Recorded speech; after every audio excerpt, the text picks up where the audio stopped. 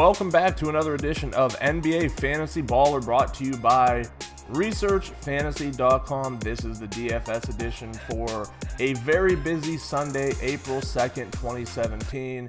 If I have the just rolled out of bed look, it is because I am about an hour and a half behind everything I need to do today on this opening quote-unquote day of baseball for 2017, not to mention that there is a race today and its start time is earlier than it has been, and this is an abnormal track that these players run on with no qualifying, late-breaking practice news, and not to mention that today is WrestleMania and I'm actually trying to relax for at least a portion of the day and enjoy myself. So I did in fact roll out of bed, get in front of the camera, and did all my research last night. Again, don't have the pricing on anything but DraftKings because, like I've said several times beforehand, that is primarily where I'm playing.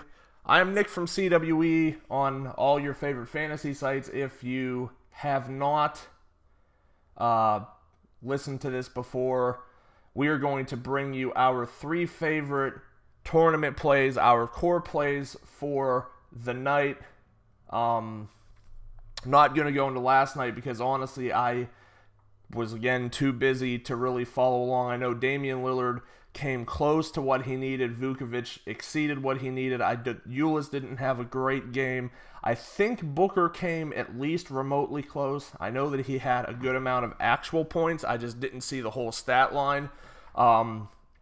Today's slate definitely shapes up a little bit, if not a lot better, because we've got more games, 6 p.m. start time. This is actually, I think, the biggest Sunday slate we've had in basketball all year, which is actually a little bit depressing because I really enjoyed in years past playing decent sized slates on Sunday. The NBA apparently went away from that. Obviously, during the NFL season, you're not going to have 7 and 8 game slates for obvious reasons, but you know, after that, I really expected the games to pick up. All right, today I think we're going to have, there's a lot of options. There's a lot of higher priced options, which is going to be good because I think it's going to really spread the spending out over to a number of different players. First guy I'm looking at today is Hassan Whiteside, center of the Miami Heat, going up against the Denver Nuggets. And the Nuggets are fighting for a playoff spot. They haven't been great against the center position this year. Whiteside comes in 7.6K. A little bit underpriced here. I have him coming in right around 43 fantasy points. I'm figuring a double-double is a reasonable expectation for him tonight. And at 7.6, getting almost 6x value, I'll gladly invest in him. He hasn't been dominant lately. He's put up quite a few down nights. He's put up some nights where we're like, all right, we can definitely take that. He crossed 5x. But you have to hope that as the season winds down, he's got at least one more big game left in him. I don't like to try to predict big games unless it's really lines up that way. This doesn't line up that way because Goran Dragic could really take control of this game. Denver far more susceptible to the point guard position, and especially with Jameer Nelson hurt, not like he's a defensive powered point guard to begin with, but Jamal Murray is inexperienced. Goran Dragic could literally tear him apart tonight. But I think Whiteside still has enough upside that I want to consider him. I do think players will gravitate toward other centers and, more importantly, Goran Dragic in the matchup. Maybe he ends up with a lower ownership percentage. Next two guys I'm going to couple together because this is just starting to get ridiculous. Mostly on DraftKings, but still a little bit on FanDuel. And I'm talking about DeMarcus Cousins and Anthony Davis. Cousins is 96 on FanDuel. I know he's 10-2 on DraftKings. Davis is 11-2 FanDuel, 9.9 on DraftKings. Players end up with more points on DraftKings than FanDuel. So theoretically, they should always be higher priced on DraftKings than FanDuel, because you're going to get extra for double-double with both Cousins and Davis can do together every game they play. 3 points, both of them shoot that. I think Cousins a little bit more. Less points taken away for turnovers.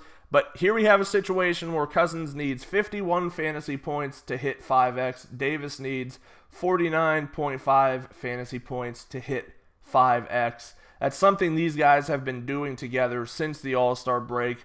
They've both got, okay, so maybe Cousins might get 71 one night, and Davis might end up with, 50. The next night, it might inverse. And then you're going to have nights where they both put up 60 points. But the point I'm getting at is there's no reason for them to be this cheap. Now, why are they making it into a My Favorite Tournament Play article when their price is cheap and they're going to see a ton of ownership? That's exactly why you're going to see them here. DeMarcus Cousins was 44% owned in some of the tournaments that I played in on Friday night when they played Sacramento. Yeah, when he puts up 70 points and you don't have him and nobody else in that price range even comes close, you're done. So you're going to have some exposure to these guys tonight, because I think that they're better point per dollar plays than a lot of the other guys priced similarly. We know Giannis is great, but he's not the least bit consistent. I feel safer playing Davis or Cousins at this price than I do Jimmy Butler. I feel better about playing either of those guys right now than playing James Harden. So I think that that's going to be a prevailing thought within the DFS community, and you're going to see both of those guys with a high ownership percentage. By and far tonight, my favorite tournament play is going to be John Wall. He's 9,800 on DraftKings. I think he's like 10-2 on FanDuel. He's going on the road to take on the Warriors. Outside of a very poor outing against Utah, Wall has been terrific against these opponents on the road during this last stand road trip. I think that he's had a very good history against the Warriors. I'm expecting him primarily to be the focus of them doing damage. And as long as he doesn't go out and shoot 6 for 22 again, which included missing a lot of layups because of Rudy Gobert, not necessarily blocking the shots, but just being a strong rim presence and defender, I think that Wall is going to have a much better opportunity with all of that tonight. I'm expecting him to be in the high 50s. Maybe his ownership is not so high. You've got Steph Curry priced right behind him, and Steph has been playing well. And as I said before, for players who are going to go and spend up at other positions with LeBron James as well in a good matchup, you might see him with a lower ownership percentage. And if he does drop another 60 burger, you're going to have him way lower than he should be. So once again, our top tournament plays tonight are, Hassan Whiteside, DeMarcus Cousins / Anthony Davis, and John Wall. Thanks for listening. Enjoy opening day baseball. Enjoy WrestleMania. Make sure to subscribe to our YouTube channel below. Head over to researchfantasy.com. Sign up for our NBA mailing list. Like us on Facebook. Follow us on Twitter at Research and Win. And join us again tomorrow.